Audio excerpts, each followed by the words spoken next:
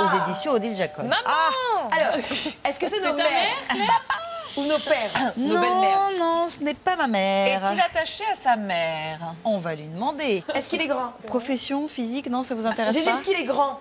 Oui. Est-ce qu'il est acteur? Non. Est-ce qu'il est chaud? chanteur? Oui. Oui, il est chaud mais chanteur. Chanteur, ça c'est de Déjà, on y touche là.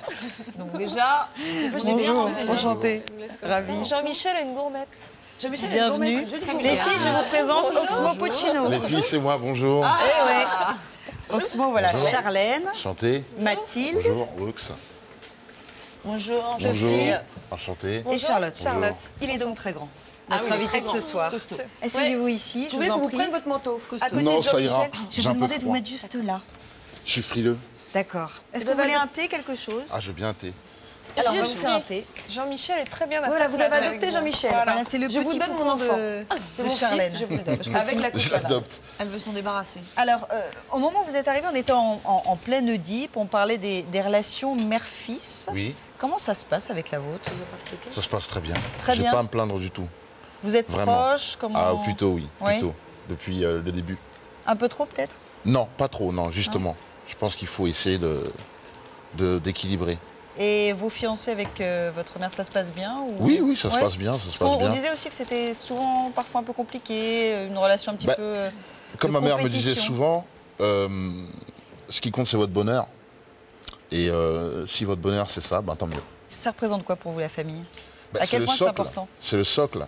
C'est le socle, c'est l'identité, c'est l'histoire. C'est un héritage. C'est son identité. Je veux dire, c'est tout ce qui constitue la profondeur d'un homme, je pense. Alors vous êtes très proche de votre famille, vous avez notamment dédié une chanson à votre maman, Mamalova, et vous êtes aussi proche d'un de vos frères, dont vous parlez assez souvent, qui est international de basket. Oui, oui, Mamoutou. Exactement. Mamoutou. Alors vous dites Très justement fier. c'est bien parce que du coup je suis pas la seule star de la famille, un coup c'est lui, un coup c'est moi, ça permet de C'est rééquilibrer vrai, les c'est vrai, choses. ça dépend des périodes. Comment ça se passe en famille? Bah, ça se passe très bien, je veux dire, on ne fait pas trop attention à ça, on se pose des questions, on se soucie du lendemain parce que c'est des métiers artistiques. Et puis on se soutient mutuellement, beaucoup, comme on peut. Donc lui c'est la star de basket Oui. et vous la star du rap. Voilà. Et je rappelle que votre 5e album, votre dernier album, L'Arme de paix, a Oui. été sacré meilleur album de musique urbaine aux dernières victoires de la musique. On va tout de suite regarder un extrait, écouter un extrait, c'est Quitte-moi. Quand s'allonge la distance, grandit l'amour pour une dispute. Attends le lendemain du retour. Après le boulot, on doit se reconcentrer. Raison pour laquelle on traîne avant de rentrer. Ah, si t'étais gentil, que tu sais tes crises. Lady, tu serais pas loin de cette fille pour qui je t'ai prise. Avec une autre, ça sera la même. Allez, fais de moi ton roi, que tu sois ma reine. La vie est dure, mais peut-être belle. Au fond de nous, ce qu'on souhaite, c'est d'être cool avec celle qu'on aime. Laisse-moi te faire des trésors, de petits repas. Si tu es d'accord, ne me quitte pas. Ne me quitte pas. Sinon, quitte-moi. Quitte-moi. Please. Si je t'exaspère, si tu ris de moi, le vide. Dites-moi si j'exagère. Quitte-moi, quitte-moi, please. Si je t'exaspère, tu ris de moi. On vous entend donc avec Ne me quitte pas, sinon quitte-moi. Je pense que la référence à Jacques Brel est quand même évidente, non? Plutôt Ne oui. dites pas que vous n'avez... Plutôt. C'est-à-dire, la lumière est tombée un jour où je réécoutais pour la 3658e fois Ne me quitte pas. Oui. Et d'un coup m'est venue l'idée que ce n'était pas évident qu'on dise ça et qu'on pouvait même souvent dire le contraire. Même plus souvent. Et donc je suis parti dans la brèche. Je m'appelle Mathilde, c'est pour ça Jacques Brel, c'est un peu D'accord, d'accord. un lien. Oui, bon, ça va. C'est une blague. Mais non. Vous dites que vous chantez pour plaire au plus grand nombre. Est-ce que ça a toujours été votre objectif premier? Non, au début, je chantais pour plaire à mes potes. Ouais. Ensuite, mes collègues. Après moi-même. Et puis, quand je me suis rendu compte que j'avais un public, bah, j'ai commencé à me rendre compte d'une certaine responsabilité. Chanter pour plaire au plus grand nombre, est-ce que c'est pas aussi faire des compromissions, Plaire au plus grand nombre, abandonner certaines aspirations disons- artistiques? c'est pas vraiment ce que j'ai dit en fait. J'ai dit pour être compris par le plus grand nombre. Voilà. D'accord. C'est Et vous après ne renoncez plaire, à rien, vous ne faites pas de compromission. de compromis, non. Ah non, Non. surtout pas. Surtout pas. Le plus beau est de pouvoir s'exprimer, dire ce qu'on a à dire d'une manière imparable, quel que soit le propos. Est-ce que vous avez l'impression que vous contribuez à sortir le rap d'une certaine image ghetto qu'il peut avoir parfois Non, je ne peux pas contribuer à ça parce que cette image ghetto est due à une mauvaise observation qu'on peut en faire. Enfin, il existe ce rap ghetto quelque part. Il existe, mais c'est une petite partie aujourd'hui. D'accord. Voilà. Elle est minoritaire. C'est-à-dire, parler de cette partie sans parler des autres, c'est un peu injuste. Parce que les autres ont tellement de belles choses à démontrer. L'album d'Hocus Pocus qui vient de sortir récemment, qui est très très bien sur scène, qui est très très bien à écouter. Et il y a beaucoup de projets qui sortent comme ça dans toute la France. Et je trouve qu'on n'en parle pas assez.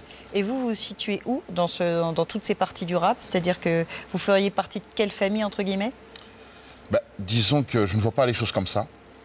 Parce que pour moi, ce que l'on peut apparenter à une famille correspond à un état d'humeur qui serait constant chez l'artiste, soit par goût, soit par, disons, par désir de plaire à son public, un public fidèle qui lui demande de lui faire plaisir, et donc par retour l'artiste répète le même travail. Mais disons que je suis plutôt un artiste qui accepte tous ses caractères, donc un jour je peux être bleu, un jour je peux être vert, et ainsi de suite. Vous avez collaboré avec Alizé et Florent Pagny, par exemple. C'est pas spécialement du rap. Pourquoi ces choix? Le rap n'est pas une prison artistique, Non, évidemment. donc Mais Ce sont des univers c'est très rigolo. différents. comme choix. moi je vois la musique comme un tout, c'est-à-dire j'ai commencé à composer en même temps que j'ai commencé à rapper. Et dans le rap, on a pour habitude de sampler, de prendre des échantillons de disques. Et donc j'ai pu écouter des milliers de disques de chansons françaises, de jazz, de musique du monde entier, de flûte indienne. Et d'ailleurs, je voudrais rappeler là que les rappeurs ont une culture de la variété française qui est beaucoup plus large qu'on le pense. Et ça, ce genre Donc c'est pas trop surprenant, si ce n'est la démarche de pouvoir lier contact avec l'artiste en question, qui apparemment n'est pas du même univers, mais qui reste dans la musique, malgré tout. C'est Moi, quelque je vois les chose qui se comme fait ça. beaucoup aux États-Unis, de toute façon. Oui, mais aux États-Unis, ils ont un rapport avec la culture musicale qui est historique, qui est bien ancrée dans les mœurs. Donc, Alors, de votre album L'Arme de paix, vous faites notamment un duo avec Olivia Ruiz, ça s'appelle Sur la route d'Amsterdam. Comment ça s'est passé, justement, cette rencontre entre deux univers a priori assez différents? Justement, je l'ai rencontré dans une manifestation qui a été organisée par quelqu'un qui réunit tous les univers, qui s'appelle Vincent Segal. Et donc il a eu l'idée, peut-être incongrue, de réunir sur scène des artistes qui n'avaient apparemment rien à voir, comme Didier Vampas, peut-être je crois qu'il y avait Camille, Olivia Ruiz, Nosfell, enfin, et donc avec un orchestre, je ne sais pas si c'est l'orchestre de Reims, des jeunes du conservatoire. Ils ont décidé de monter un projet où tout le monde mélangerait ses chansons et adapterait une reprise à deux. Et donc j'ai rencontré Olivia Ruiz à cette occasion-là. Et c'est vrai que c'est une des artistes avec lesquels c'est passé tout de suite, parce que je me suis retrouvé avec elle sur scène, peut-être sans répéter. Et c'était comme si nous nous connaissions déjà. Moi j'ai découvert sa voix ce jour-là quelque part, parce que je n'avais jamais fait attention avant. Donc ça a été une sorte d'explosion, d'un coup de foudre. Un coup de foudre.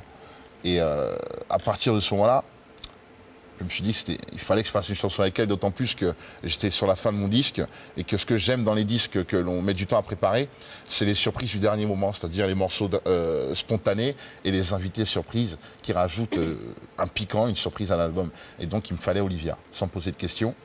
Et j'ai trouvé Amsterdam au dernier moment. Donc elle a été rajoutée à la dernière minute. À la dernière D'accord. minute, sur une chanson qui arrivait à la dernière minute.